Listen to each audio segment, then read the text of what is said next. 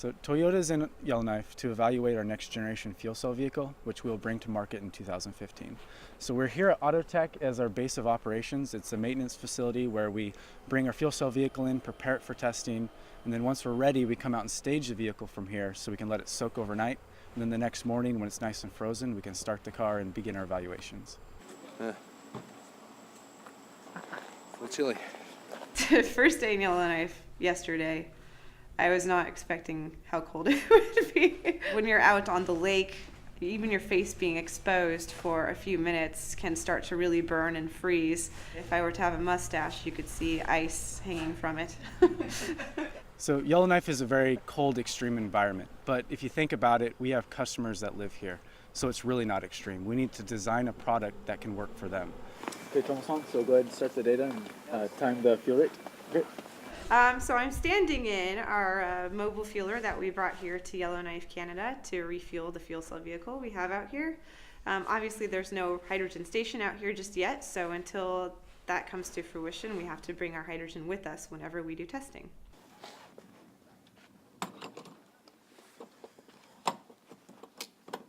Okay, Thomas-san, could you calculate the flow rate?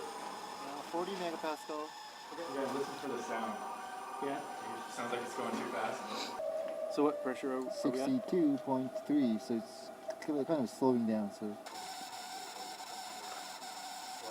Okay, we'll let it go for a few more minutes just to top it off. yeah.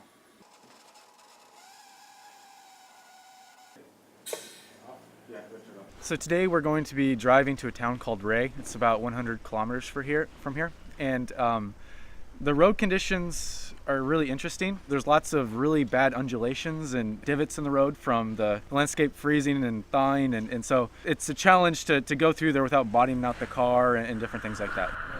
Here we're going to go to the ice road, and I think there's bumps and cracks, and maybe there's icy roads, so please keep distance in between the vehicles. Be safe.